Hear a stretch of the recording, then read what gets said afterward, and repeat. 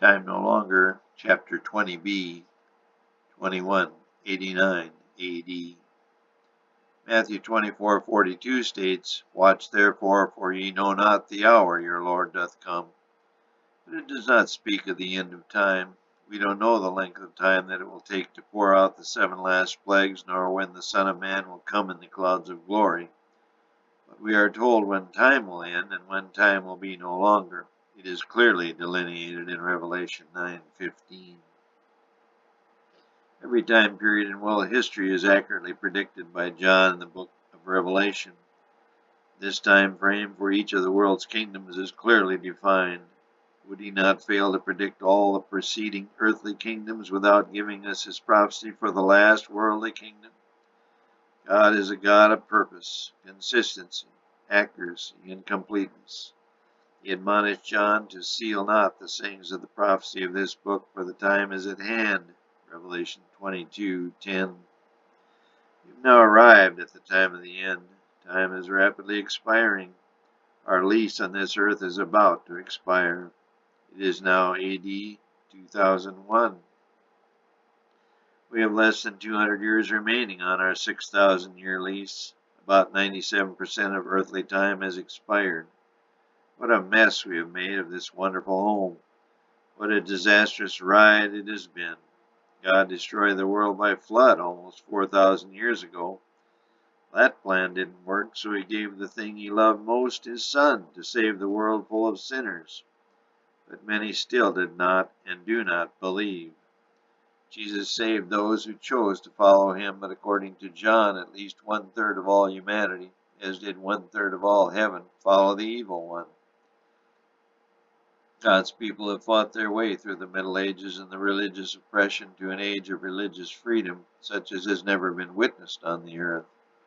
We have survived 2 great wars, yet we face a third that will cause us to think of the first 2 as minor skirmishes. We now have the technological capacity to destroy our own world, or at least all known life. From all this turmoil, war, and strife, one nation has emerged to again resume control of this planet. It takes its place in line with the 4 horsemen. The lamb-like beast of Revelation 13 is now taking his place in the spotlight in the prophetic stage. And I beheld another beast coming up out of the earth, and he had 2 horns like a lamb, and he spake as a dragon. Revelation 13:11. This lamb-like beast is now about 200 years old. George Washington was inaugurated as its first president in 1789, and Congress held its first session under the new Constitution on March 4, 1789.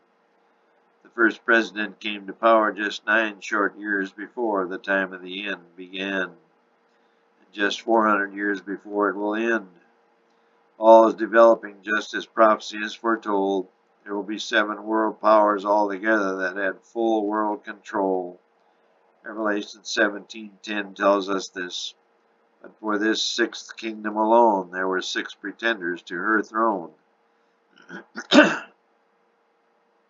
Spain, Great Britain, and Russia all gave it a shot, but they failed to land this coveted yet tragic place in history.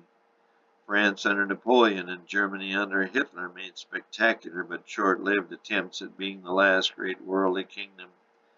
But all failed. It was left to the one who didn't want it.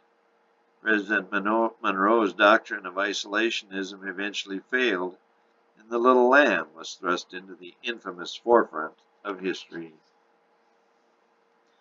This little beast rose up like a lamb, but now has developed power and is speaking more like a dragon. Slowly but surely it has risen to become a world-class and now world-dominant power. Despite seeming reluctance, the United States has been pushed into the position of world policeman and world bank. Soviet power, which maintained the torrid pace of the arms race after World War II, has now fallen back in the pack after a dizzying 50-year ride. Its chief rival, the United States, has assumed control as the world leader in both military and economic might. All we need do is look at the newspapers and the media to see the further fulfillment of John's prophecies. We can no longer invoke the Monroe Doctrine, despite wanting desperately to do so. The The world has shrunk due to technology and communication. If a world power doesn't dominate, it will be dominated and eventually fall. History has borne this out, time and time again. It took the United States 200 years to attain its status as a world dominant power and to take its place alongside the four horsemen of Revelation 6. John says it will take another 200 years before it too will fall by the wayside as all of its predecessors have done. As has been reiterated previously, the method of this collapse will be both swift and fatal. This country was built on the principles of freedom. Our Constitution is filled with measure after measure protecting this freedom. One of these precious freedoms is religious freedom. It was the crux of the exodus from Europe to the Americas.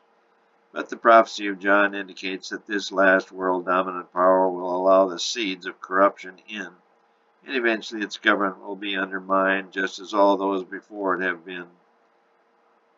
It will turn away from the freedoms it has held so dear. It will succumb to the degradation of all its ideals and collapse completely. John states that it will slip away from its high ideals and give homage to someone other than the God of the universe. It's in our Constitution, the freedom of religion, along with all other guarantees of freedom. But the eventual collapse is inevitable. The God of the universe, the Bible, and his servant John the Revelator are never wrong. Simply stated, the violation of commandment number 1, thou shalt have no other gods before me, has caused the downfall of every government in world history. Sadly, the United States of America will be no exception, although her intentions were the very best of any power to date. But do not get discouraged. There is hope for all. God the Father sent God the Son to light the narrow but very sure path to freedom and eternal life. The seventh kingdom will never fail.